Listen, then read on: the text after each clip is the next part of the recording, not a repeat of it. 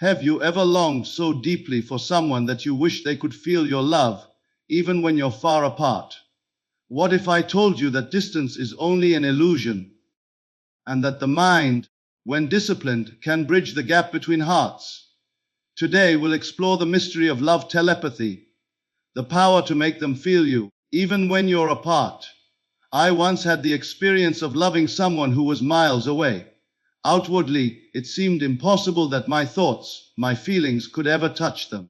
Yet I knew, consciousness is the only reality. If all things are contained within consciousness, then the distance between two beings is no distance at all.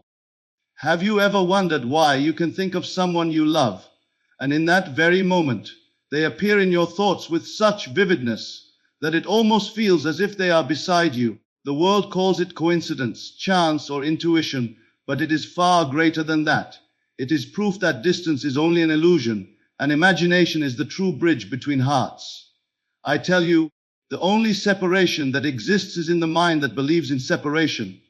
The senses may persuade you that oceans divide you, that miles stretch between you, that circumstances conspire to keep you apart. But these are shadows, appearances only.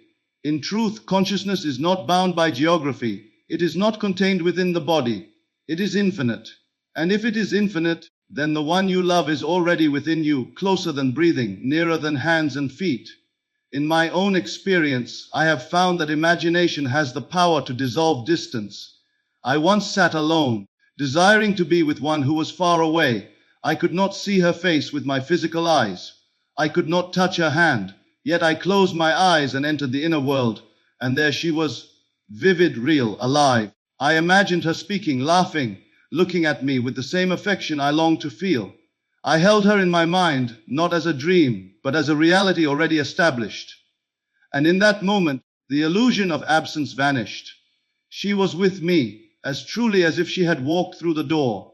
When you dare to imagine, you are no longer bound by what the senses report. The senses declare separation, imagination declares unity, and I tell you, imagination always wins. For it is imagination that creates the senses, not the other way around.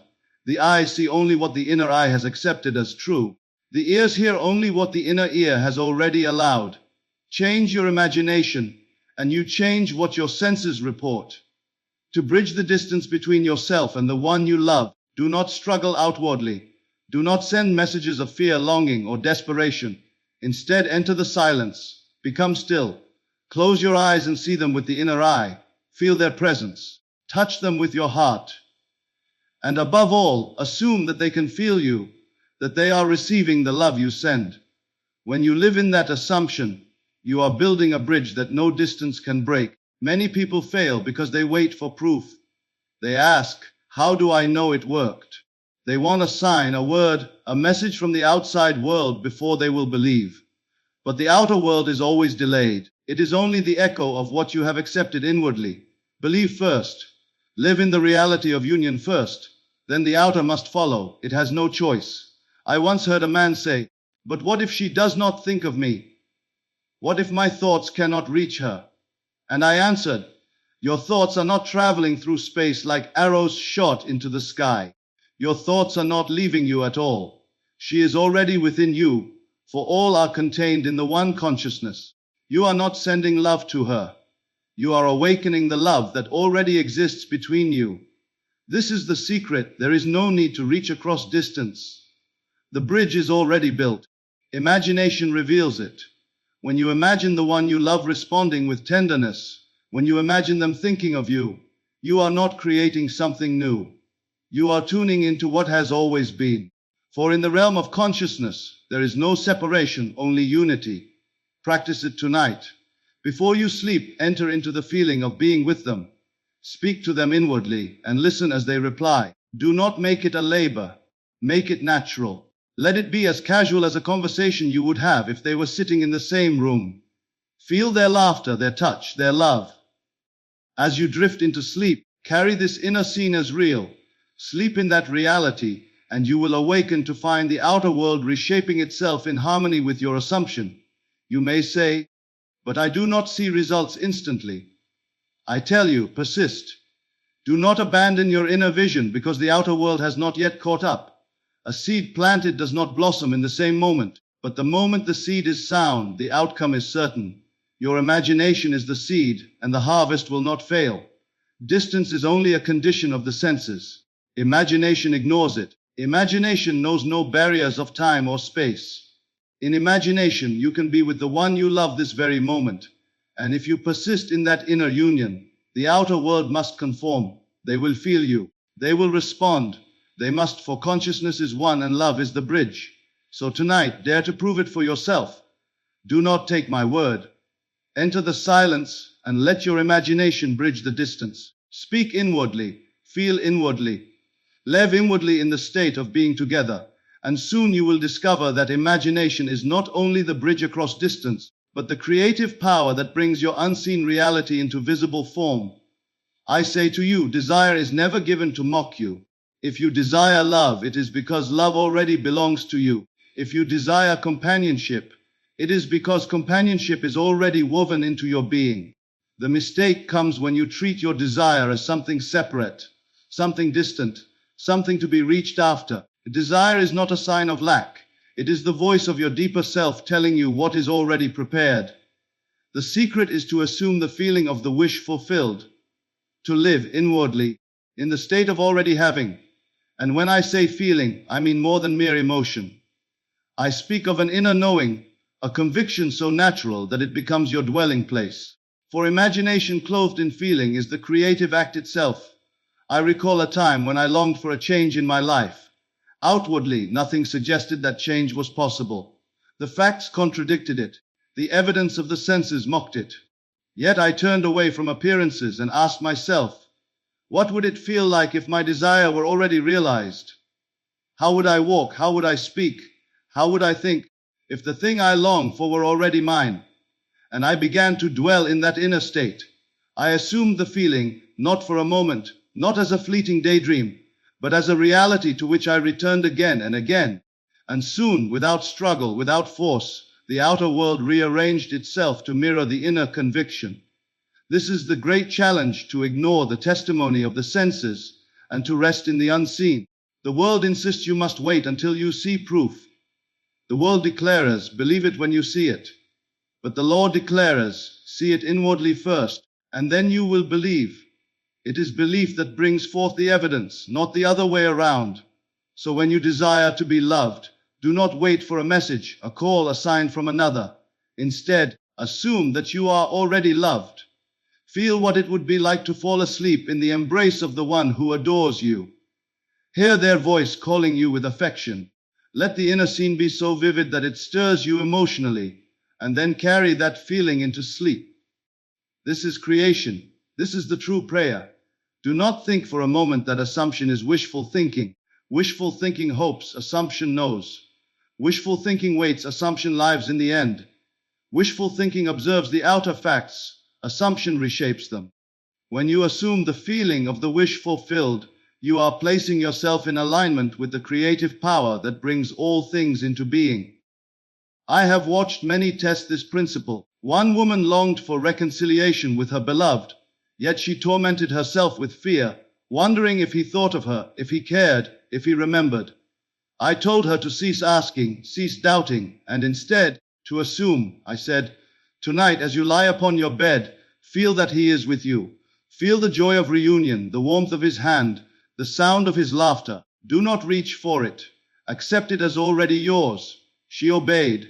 Within weeks he returned with words upon his lips that matched exactly what she had heard in imagination. Do you see? The world bends itself to your inner conviction.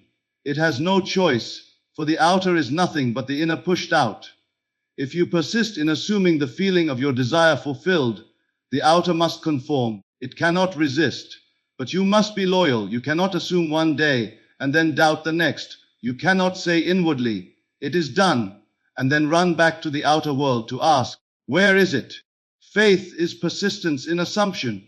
Faith is loyalty to the unseen. When you dwell in the end, when you persist in the inner conviction, you have already sown the seed. And the seed, by law, must bring forth fruit after its own kind. When you close your eyes tonight, do not fall asleep as the person who is waiting, longing, hoping. Fall asleep as the person who already has what they desire. If you want love, fall asleep as the beloved. If you want success, fall asleep successful. If you want reconciliation, fall asleep reconciled. In that inner act, you plant the seed. And though it may not appear instantly, it must grow, it must unfold, it must manifest. The senses will tempt you to abandon your vision. They will whisper that nothing has changed, that the outer world remains the same. But do not listen. Return inwardly to the feeling of the wish fulfilled. Live there, dwell there, abide there. For what you assume inwardly, you will one day experience outwardly. So I say to you, stop waiting. Stop postponing your joy. Dare to live in the end now. Assume the feeling of your desire already realized. Walk in that inner conviction as though it were the most natural thing in the world. For it is. You are not creating something new. You are awakening to what is already true in consciousness. And consciousness is the only reality. There is a language beyond words, a communion deeper than speech, a conversation that does not pass through lips or ears, yet it is heard more clearly than any sound. This is the silent communion of thought, the inner dialogue of imagination, where true telepathy is born. It is here, in the unseen world, that hearts converse across oceans, minds touch beyond distance, and love is felt without a single word spoken. You may believe that communication requires letters, calls, or the spoken word, but I tell you, all communication begins in consciousness. The inner conversation you carry on within yourself is the seed from which outer words and actions spring. Change your inner dialogue, and you will change what the world echoes back to you. For the world is only an obedient servant, reflecting the silent communion you persist in holding. I remember vividly a night when I desired to share my heart with one who was far away. No phone could reach her, no letter could arrive in that instant. Yet I closed my eyes and entered the silence. I pictured her clearly alive before me. I spoke inwardly, not with my lips but with my heart, telling her all the words of love that pressed within me. And then I listened. In imagination I heard her voice, tender and full of response. It was so real, so natural, that when I opened my eyes, I could hardly persuade myself that it had not happened outwardly. The next day, she wrote me a letter, and in that letter, she repeated almost word for word what I had heard her say in that inner communion. This is telepathy. It is not strange, it is not rare, it is not supernatural. It is the most natural act of all, for consciousness is one, and the barriers we call distance or separation are illusions of the senses. When you speak inwardly to another, they feel it. When you imagine their response, you are shaping their behavior. When you persist in silent communion, the outer must eventually reflect it. But here is the key: it is not enough to speak inwardly as though pleading or begging. You must speak from the end, from the assumption that the thing you desire is already so. If you long for reconciliation, do not inwardly beg them to return. Instead, in silence, imagine them with you already reconciled. Hear them telling you they love you. Feel the warmth of their presence. Commune not with absence, but with fulfillment. For what you imagine with conviction is impressed upon the one you love, and they cannot resist the influence of that silent communion. Do not think for a moment that your inner conversations are private. They are not. Every word you whisper inwardly, every argument you rehearse, every scene you replay is reaching the other, for there is no barrier in consciousness. If you carry on quarrels within yourself, you will find those quarrels echoing in the outer world. If you dwell on rejection, you will experience rejection. But if you choose instead to persist in loving communion, hearing only the words you desire to hear, feeling only the tenderness you wish to feel, then you will discover that your outer world becomes the reflection of that inner dialogue. There are those who protest and say, "But I have imagined and nothing has happened." I say, you did not persist. You may have dabbled in the silence as a child plays with a toy, but you did not remain faithful. To persist in silent communion means to return again and again to the inner conversation until it becomes more natural than the outer facts. Speak to them inwardly as though they are with you, and in time they will be. I once knew a man who desired to attract back into his life a woman he loved deeply. Outwardly, she had moved far away, and there seemed to be no chance of reconciliation, but he was taught the secret of silent communion. Night after night he closed his eyes, and he spoke to her in imagination. He heard her laugh, he heard her say she missed him, he heard her confess her love. He never begged, he never doubted, he simply persisted in hearing what he longed to hear. Within a few months, she returned, and with words upon her lips that mirrored the very conversations he had carried out in the silence. Do you see the power? Telepathy is not effort, it is not strain, it is not forcing another to think of you. It is the natural outpouring of imagination clothed in feeling. It is silent communion, the inner marriage of hearts that knows no distance and no delay. So I say to you, test it for yourself. Tonight, as you lie upon your bed before you fall asleep, bring before your mind the one you love. Speak to them inwardly, hear their voice, tender and responsive. Feel their presence as real, as natural, as though they were beside you. Fall asleep in that communion, and you will discover, sooner than you think, that the outer echoes the inner, and that what you spoke in silence becomes the very words you hear in time. There is no need to carry the weight of yesterday into today. There is no need to let the past, with its disappointments and doubts, dictate the pattern of your present or the shape of your future. The past is not fixed. It is not a chain binding you to failure. It is clay, soft in the hands of imagination, ready to be reshaped. And when you reshape it, you release yourself from doubt, for doubt is nothing more than the memory of what was. Most people live imprisoned by yesterday. They say, but it happened. I was rejected. I was hurt. I was forgotten. And because they insist on remembering the event as it was recorded by the senses, they keep reliving it, they keep rehearsing it, and they keep projecting it into tomorrow. Doubt grows out of this habit of honoring the facts of the past. But I tell you, the past is only imagination frozen, and if it was imagined into being, it can be reimagined into something new. Revision is the key. To revise is to take the memory of an event and see it, hear it, feel it differently. To revise is to enter into that moment again and change its outcome. Perhaps someone spoke harshly to you, leaving you with the impression that they did not care. In revision, you return to that scene, not to relive it as it was, but to reshape it. You hear their words of kindness instead of cruelty. You see their smile instead of indifference. You let the scene play out in imagination the way you wish it had been. And when you persist in that inner act, your mind records it as true. Doubt vanishes, for the new memory carries a new vibration, and that vibration attracts a new reality. I recall a time when I was faced with words of rejection. The pain of them pressed so strongly upon me that doubt rose like a wall, whispering that love was impossible. But I refused to bow to that whisper. That night, before sleep, I entered the memory again. I heard the same voice, but I made it speak differently. I heard words of acceptance, words of affection. I felt the warmth of the response I longed for. I repeated it again and again until it felt natural, until it felt true. And in the days that followed, the one who had rejected me returned with the very words of affection I had planted in revision.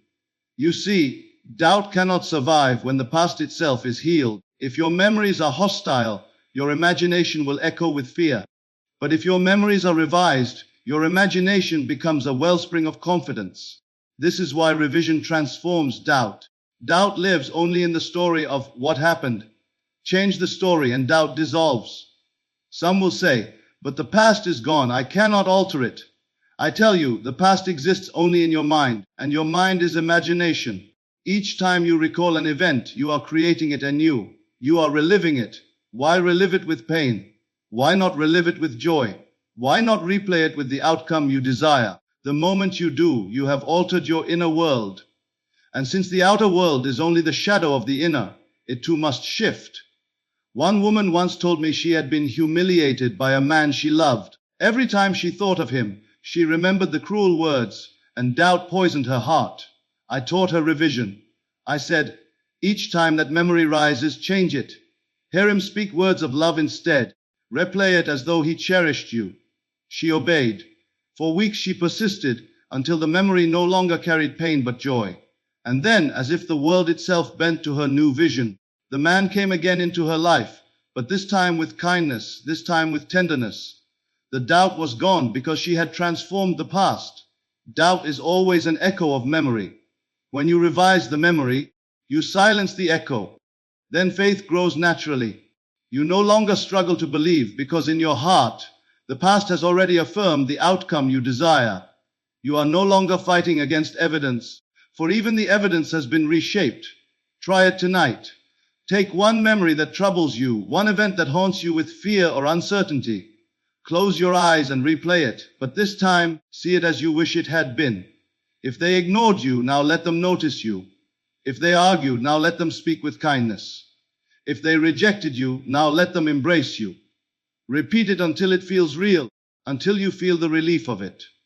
Fall asleep in that revised scene, and when you wake, you will discover that not only has the memory changed, but the outer world will begin to align with your revision. For revision is the eraser of doubt. It is the healer of the past. It is the art of reclaiming power over time itself. And when you master it, you will find that nothing is fixed, nothing is final, and everything can be redeemed by the creative act of imagination. Love is not something you must chase, nor is it something you must persuade another to give you. Love is not earned, bargained for, or won through effort.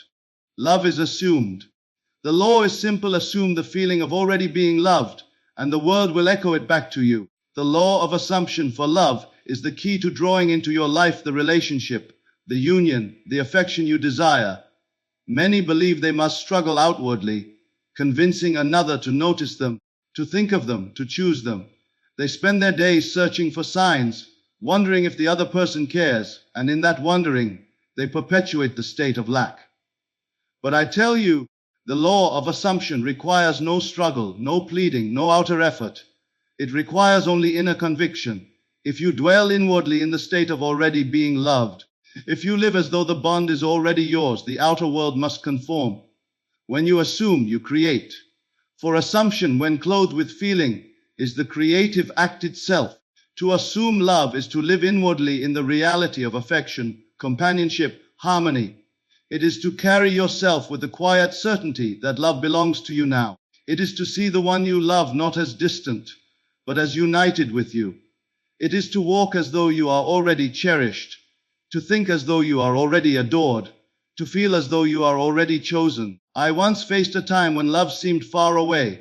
Outwardly, there was no evidence, no promise, no sign that affection would come. The world said, "You are alone." But I turned away from appearances and entered the silence. I asked myself, what would it feel like if I were already loved? If the one I longed for cherished me, what would my inner state be? And I began to dwell in that state. I assumed it, not as a fleeting wish, but as a daily reality. I spoke inwardly as though love were already mine. I acted in imagination as though union were already established. And without effort, without struggle, the outer world shifted and love appeared, not as a new creation, but as the shadow of my inner assumption. This is the mystery. You do not create love from nothing. You awaken to the truth that love already exists within you. The law of assumption is not about forcing another to bend to your will. It is about reshaping your own inner state. When you assume that you are loved, you align yourself with the frequency of love, and by law, love must be mirrored back to you. Many ask, but what if they do not love me now? What if they are indifferent? I say, assume differently. For the state you assume is the seed you plant, and the seed always produces after its kind. If you assume indifference, you will experience indifference. If you assume rejection, you will experience rejection. But if you dare to assume love, to live as though affection is already yours, then you will find the world compelled to play its part in bringing that love into visible expression. It is not the person you must persuade. It is yourself. For all the world is yourself pushed out. Change your assumption within, and the person will mirror it without. This is why the law of assumption for love is so powerful. It does not concern itself with outer appearances, with facts, with time. It concerns itself only with the inner state. The inner state is the cause, the outer event is the effect. Practice it tonight. Before you sleep, imagine the one you love beside you. Feel their presence. Hear their voice whispering words of affection. Let the warmth of their embrace fill you until it seems more real than the room you lie in. Do not treat it as fantasy, treat it as fact. Fall asleep in that assumption, and you will discover that what you accepted inwardly will harden into fact outwardly. One man once told me he had tried everything to win back the heart of his beloved. He pleaded, he reasoned, he sent countless messages, yet nothing worked.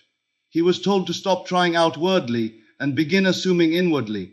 He was told to imagine her already with him, to hear her say, "I love you," to feel the joy of reconciliation as though it were complete. At first he resisted, for his senses shouted that she was gone. But he persisted in assumption, night after night, until it felt natural. And then, in the most natural way, she returned, with the very words he had heard her speak in imagination. The law of assumption for love is certain. Persist in the inner state of being loved, and you must be loved. Persist in the feeling of union, and you must experience union. Persist in the inner conviction of companionship, and you must live companionship. The outer world cannot resist, for it is only the shadow of your assumption.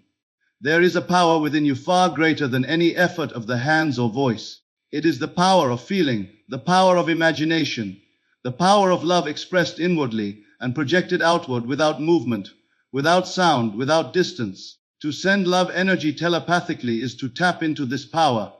It is not magic, it is not trickery, it is the natural law that consciousness is one, that thoughts and feelings are currents flowing through the unseen, shaping the visible world. Many believe that to express love, one must act physically, speak words aloud, or create signs of affection. And yet, long before any gesture, before any letter, before any meeting, the connection exists in consciousness. It is always first felt, first imagined, first experienced inwardly. When you send love energy, you are not sending it to a person as though they were separate from you.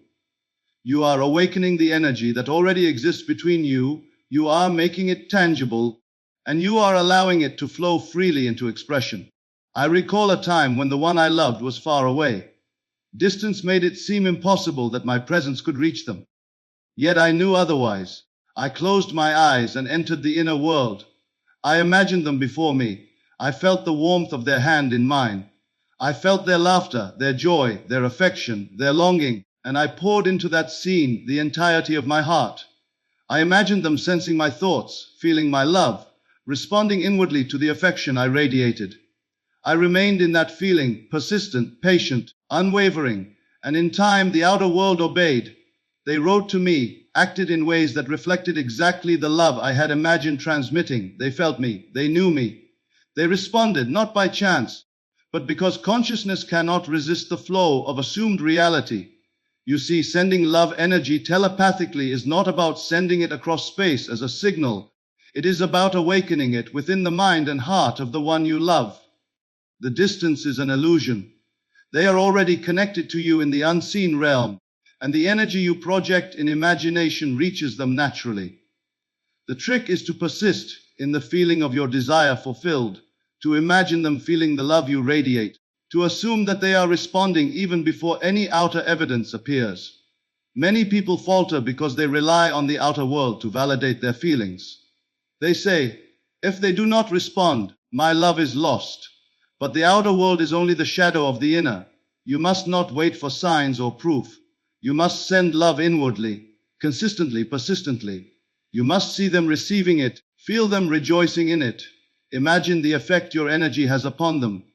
The moment you dwell in that inner state, you are sending your love telepathically, and the world cannot resist. I have seen it countless times. One person longed for reconciliation. Outwardly, the other seemed cold, distant, and uninterested. Yet by entering imagination nightly, sending love inwardly, feeling it flowing freely and fully, the energy reached the heart of the one they desired. The outer world, reflecting the inner, responded. Letters arrived. Calls were made. The one who had seemed indifferent now mirrored the love that had been sent telepathically. The principle is simple. If you desire someone to feel your presence, do not focus on them physically. Focus on the inner connection. Feel their presence, hear their voice, sense their thoughts, and then let your love flow freely. Imagine it as tangible, palpable, real. Persist until it becomes natural, until the scene in imagination is as vivid and alive as life itself. That is how energy moves. That is how telepathy manifests. That is how love is received and responded to, even across great distance. There are no limitations in imagination, no barriers of time, no obstacles of space, no interference of circumstance. When you assume they feel you, when you imagine the reception of your love, when you dwell in that state until it becomes reality to you inwardly, the outer world must conform. Telepathy, in this sense, is simply the natural flow of energy in consciousness, the language of love that cannot be resisted, the communication of heart to heart without motion, without word, without delay. Tonight, as you lie still, close your eyes and imagine the one you love. Picture them as alive, responsive, radiant with the energy of affection. Pour into that scene your warmth, your joy, your care, your devotion. Imagine them sensing it, feeling it, responding inwardly even before a single word is exchanged. Persist in that inner state. Return to it often. Carry it with you as a certainty, and you will discover that your telepathic love has reached its mark, that it has stirred them, and that the outer world will inevitably reflect the inner truth. Sending love energy telepathically is not an act of wishing or hoping. It is an act of knowing. Know that your energy flows. Know that it reaches them. Know that it awakens response. Persist in that knowledge. Live in that feeling, and all that you imagine will manifest. Everything you experience in the world is a reflection, a mirror, a shadow of what exists within you. The outer world is never the cause of your circumstances. It is always the effect of your inner state. The love you long for, the success you desire, the harmony you seek, all are first formed in the fertile soil of consciousness.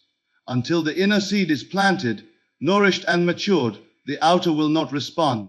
Most people lied as though the outer is primary. They say, if only they loved me, if only circumstances were different, if only the world were kinder, then I could be happy. And in that waiting, they remain powerless. They attempt to control the effect without understanding the cause. They try to chase, to push, to persuade, to struggle against the reflection. Yet the law is simple. Change the inner world, and the outer must obey.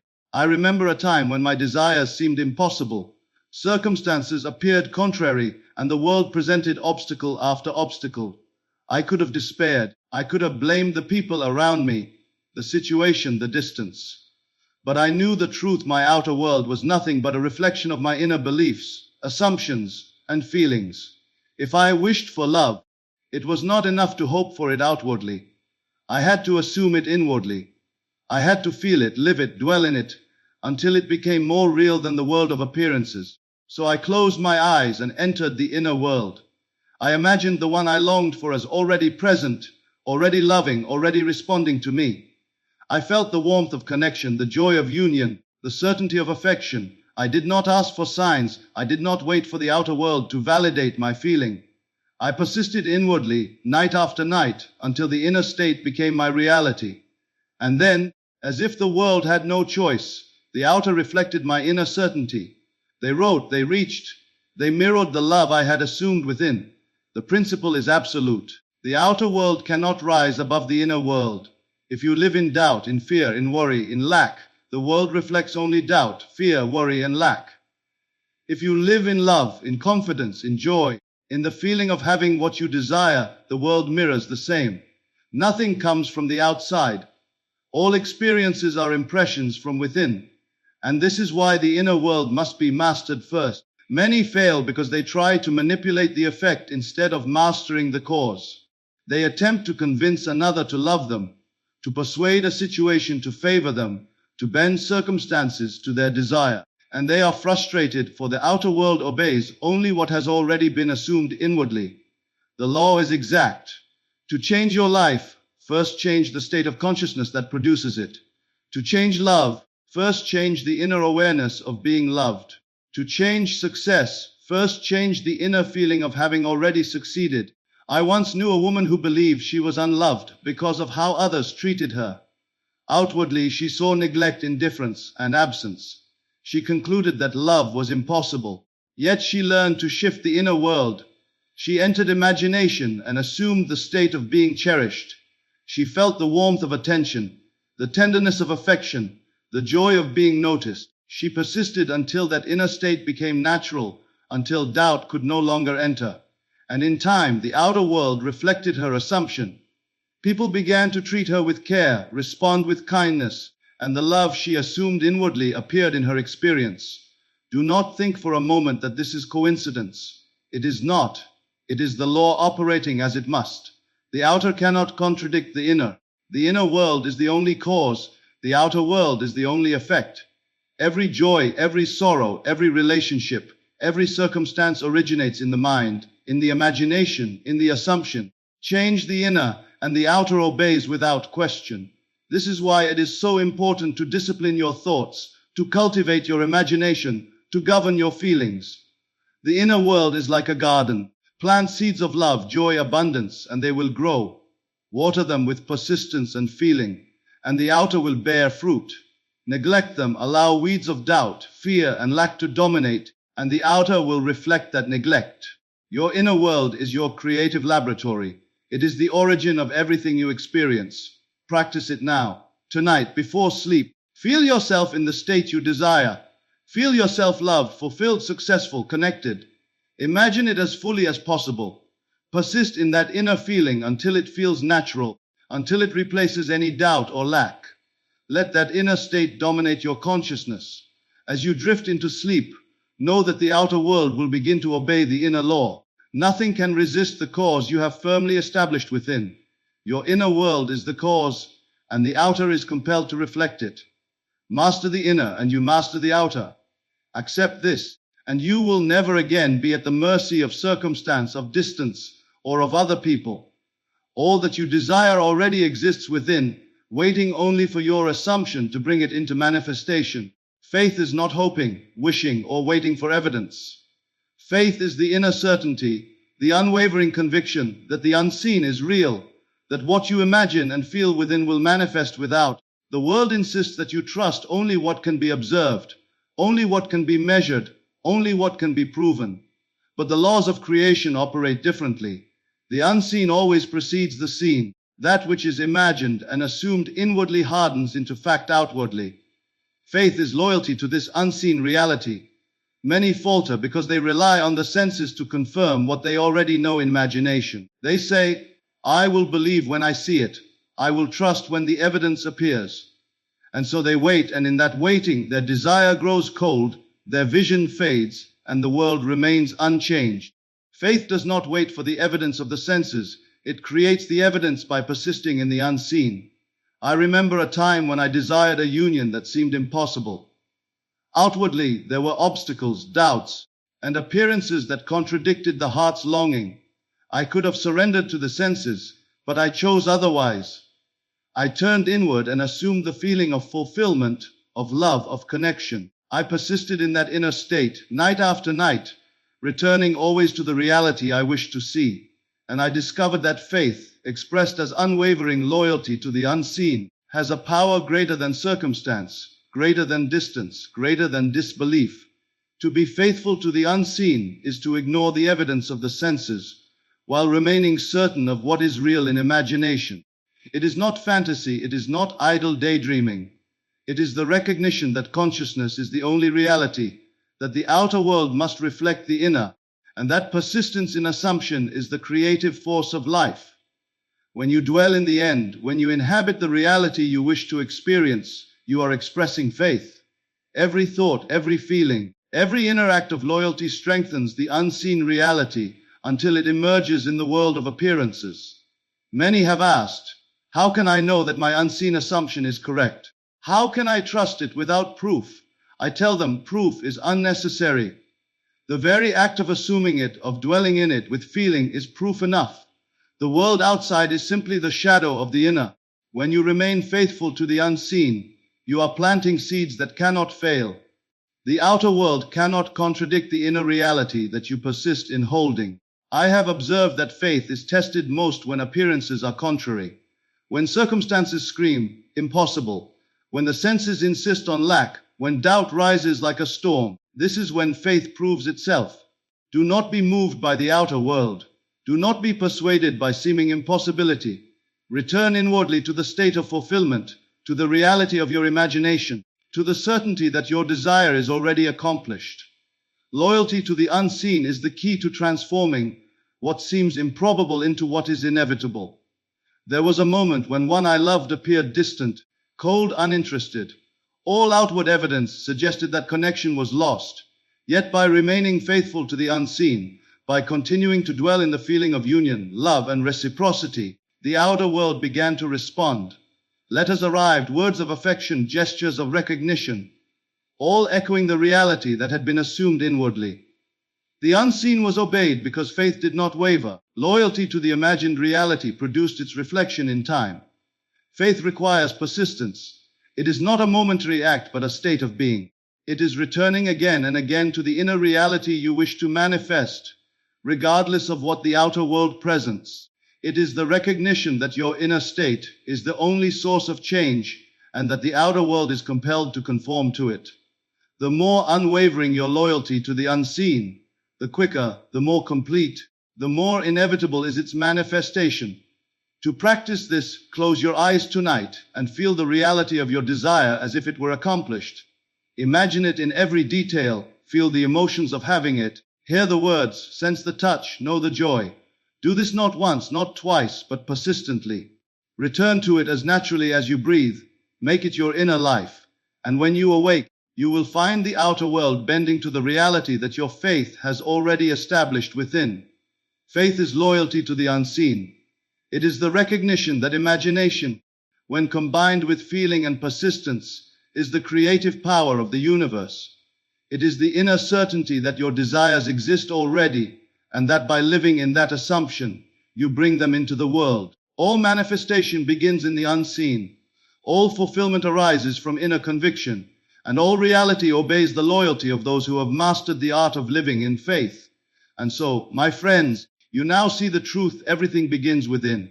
Imagination bridges all distance. Assumption shapes reality. Silent communion moves hearts. Revision transforms doubt. The law of assumption governs love. Telepathic energy flows where words cannot reach. The inner world is the cause of all experiences, and faith is loyalty to the unseen.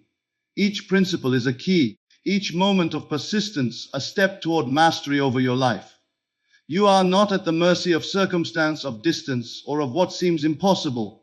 You are the creator of your world, the architect of your relationships, the author of your story. When you dwell inwardly in the state you wish to experience, when you live in the end, when you persist in assumption and loyalty to the unseen, the outer world must reflect your inner reality. Remember the power to love, to be loved, to connect across any distance, and to manifest every desire is already within you. It is not a force to be earned, nor a mystery to be solved. It is your own consciousness, your imagination, your faith. Use it, nurture it, inhabit it, and watch as the unseen becomes seen, the imagined becomes real, and your life unfolds exactly as you have assumed it to be. Persist, believe, and remain loyal to the reality you wish to experience, for it is already yours. Live it now, feel it now, and the world will obey.